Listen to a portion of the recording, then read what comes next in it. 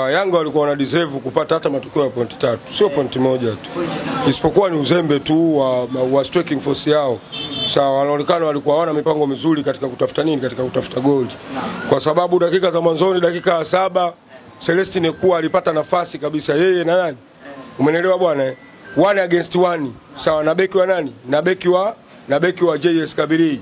Sawa, tena akiwa katika, yani walikuwa na umbali kama wa mita 7 hivi. Yani alikuwa na uwezo tena wa kuingia ndani kulipunguza goli au kumwangalia sawa mwenzio wa upande wa kushoto ambaye alikuwa ameingia ndani. Sawa, nani Diki Abuye. Alikuwa ampe ule mpira au Mudasiri haya, lakini alishindwa kufanya hivyo, akataka kuikevu. Sawa, yule kipa akafanya nini? Akaudaka. Lakini kikubwa Yanga walikuwa na deserve kupata hata point 3, sio point moja tu. Sawa, huyu JS Kabylie anaonekana inawezekana akawa ndo kibondo wa nini, kibondo wa kundi lao. Lakini kwa kupata point moja tunampongeza mtani, sio kitu kibaya.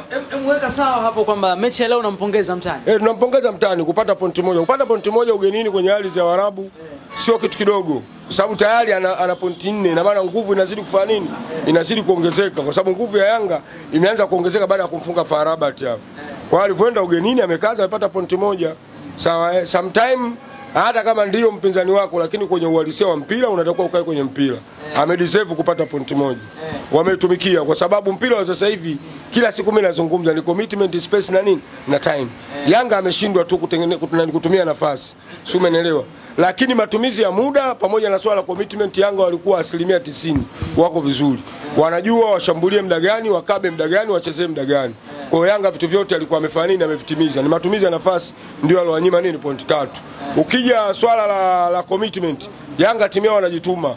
Sawa, wanakwenda wanashambulia, wakipoteza mpira wanautafuta kwa haraka na wanaupata tena nini? Wanaupata mpira. Na walikuwa wanawanyima nafasi ya kukaa na mpira. Sawa, hata dakika moja. Sawa, JS Kabylie alikuwa anashindwa kukaa na mpira. Akipiga pasi 3 4 5, Yanga tayari ameshafika, wanauchukua nini? Wanauchukua mpira. Kwa hiyo walikuwa na matumizi mazuri ya muda na vile vile swala la kujituma, Yanga walikuwa wako vizuri. Ukija back four yao, Yanga ilikuwa imefanya nini? Imetulia. Sawa, kama kawaida Jobu na nani? Na Baka walikuwa wametulia, yani wametulia kweli. Umeelewa bwana? Pamoja yale makosa yao ya mapumbavu walikuwa wayafanyi. Baka tulikuwa tunamzoea ambaye alikuwa anafanya faulo za ajabu, leo hakufanya faulo hata moja. Sawa, unaona jinsi gani walikuwa wamefanya nini? Wametulia. Upande kidogo ulikuwa unavuja ni upande wa Chabalala, ndio jamaa walikuwa wanapitia sana, lakini baadaye Baka alikuwa anacheza sana upande wa kushoto katika kumlinda nani? Chabalala. Kwa hiyo back four yao ilikuwa iko vizuri.